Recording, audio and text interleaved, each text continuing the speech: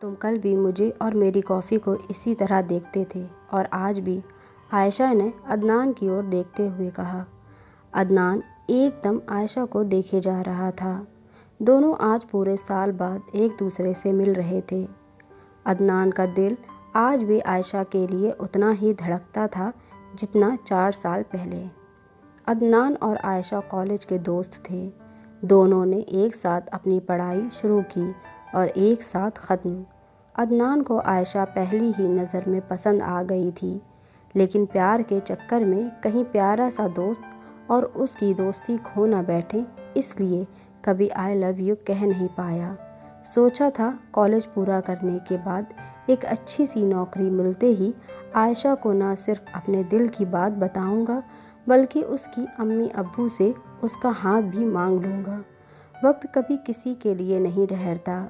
मेरे पास पूरे 2 साल थे अच्छे से सेटल होने के लिए, लेकिन 2 साल शायद आयशा के लिए काफ़ी थे।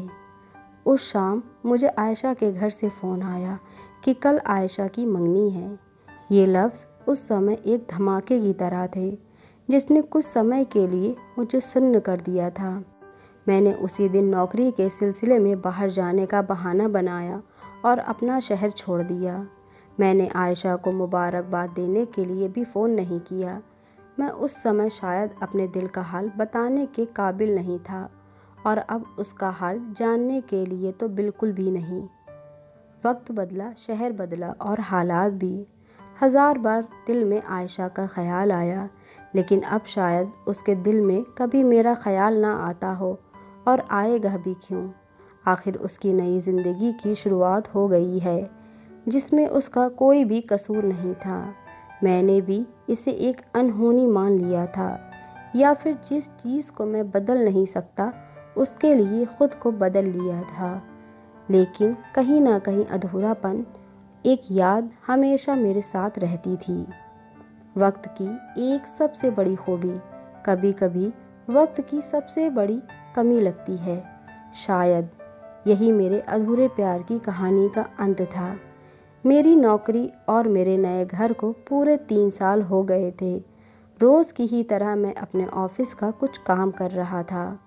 आज जल्दी काम हो गया तो अपना फेसबुक अकाउंट, जो आज की जनरेशन में बड़ा मशहूर है, उसको लॉग इन किया। आज पता नहीं क्यों आयशा की बहुत याद आ रही थी। कैलेंडर पर नज़र पड़ने पर याद आया कि आज तो आयशा का जन्मदिन है। मैंने उसके पुराने मोबाइल नंबर को इस उम्मीद से मिलाया कि अगर उसने फ़ोन उठा लिया तो उसको जन्मदिन की मुबारकबाद दे दूँगा। बहुत हिम्मत करके मैंने उसका नंबर मिलाया, लेकिन मोबाइल स्विच ऑफ था। पता नहीं क्यों दिल ने कहा कि मैं उसको फ़ेसबुक पर ढूंढूं। क्या पता खाली समय में वे भी फ़ेसबुक लॉग इन करती हो। आयशा नाम टाइप करते ही कई आयशा की प्रोफाइल मेरी आंखों के सामने आ गई, लेकिन मेरी आयशा अभी तक नहीं मिली। उम्मीद तो कोई थी नहीं, लेकिन एक अजीब सी उदासी हो रही थी। अचानक मेरी नज़र एक प्रोफाइल पर पड़ी। आयशा। मुझे ताज्जुब हुआ कि शादी के बाद भी उसका सरनेम नहीं बदला और लोकेशन भी मुंबई की है। लगता है मुंबई के ही किसी शख्स से उसकी शादी हुई होगी। उसने अपना सब कुछ लॉक कर रखा था। मैं फिर भी उसकी प्रोफाइल को बार बार देख रहा था। मुझे यकीन हो गया था कि यही मेरी आयशा है, लेकिन मुझे खुद पर यकीन नहीं था। मैंने उसको फ्रेंड रिक्वेस्ट भेज दी। एक पुराने दोस्त के नाते वे मेरी रिक्वेस्ट ज़रूर एक्सेप्ट करेगी। उस रात मुझे नींद नहीं आई। मैं मन ही मन ये सोच रहा था कि कितनी बदल गई होगी ना वे। शादी के बाद सब कुछ बदल जाता है। अगर वो मुझे भूल गई होगी तो, अरे ऐसे कैसे कोई कॉलेज के दोस्तों को भूलता है भला। इसी कश्मकश में पूरी रात बीत गई। सुबह होते ही सबसे पहले मैंने फेसबुक अकाउंट चेक किया। आज पता चला कि लोग प्यार को बेवकूफ़ क्यों कहते हैं। उस दिन मुझे निराशा ही हाथ लगी। 2 दिन तक यही सिलसिला चलता रहा और 2 दिन बाद आखिर वे दिन आ ही गया जिसका मैं बेसब्री से इंतज़ार कर रहा था। आयशा ने मेरी रिक्वेस्ट एक्सेप्ट कर ली, लेकिन सब कुछ अच्छा होते हुए भी मुझे अचानक ताज्जुब हुआ, क्योंकि ये आयशा तो सिंगल थी। उसका रिलेशनशिप स्टेटस सिंगल आ रहा था। कहीं मैंने किसी दूसरी आयशा को तो रिक्वेस्ट नहीं भेज दी। अचानक एक मैसेज मेरे फेसबुक अकाउंट पर आया। कहाँ थे इतने दिन तक? ये मैसेज आयशा ने भेजा था। वो इस समय ऑनलाइन थी। मेरा दिल बहुत तेज़ी से धड़क रहा था। मन कर रहा था कि उससे सारे सवालों के जवाब पूछ लूं। किसी तरह अपने आप पर काबू पाते हुए मैंने जवाब दिया, बस काम के सिलसिले में शहर छोड़ना पड़ा।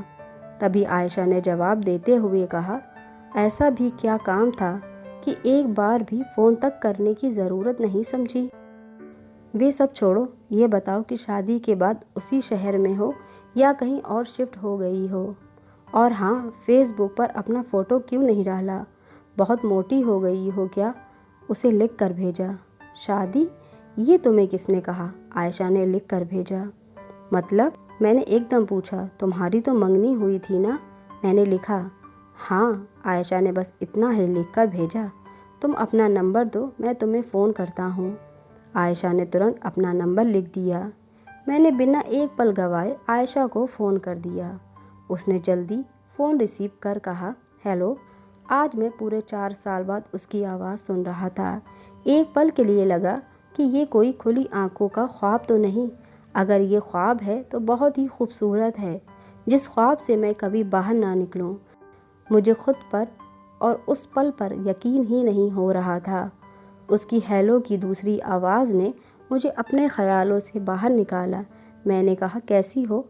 मैं तो ठीक हूँ, लेकिन तुम बताओ कहाँ गायब हो गए थे? वो तो शुक्र है आजकल की टेक्नोलॉजी का, वरना मुझे तो लगा था कि अब तुमसे कभी बात ही नहीं हो पाएगी। अरे ऐसे कैसे बात नहीं हो पाएगी? मैंने कहा, लेकिन तुम ये बताओ कि तुमने शादी क्यों नहीं की अभी तक? अभी तक? क्यों? तुम्हारी शादी हो गई क्या? आयशा ने मुस्कुराते हुए कहा। नहीं हुई, मैंने हंसते हुए कहा। क्या कर रही हो आजकल? उसने हंसते हुए बताया, जॉब कर रही हूँ। दिल्ली में एक सॉफ्टवेयर कंपनी है, पिछले 3 साल से वहीं जॉब कर रही हूँ। क्या? मुझे यकीन ही नहीं हो रहा था उस पल पर, ना अपने कानों पर, ना ही आयशा पर। कौन कहता है अतीत अपने आप को नहीं दोहराता?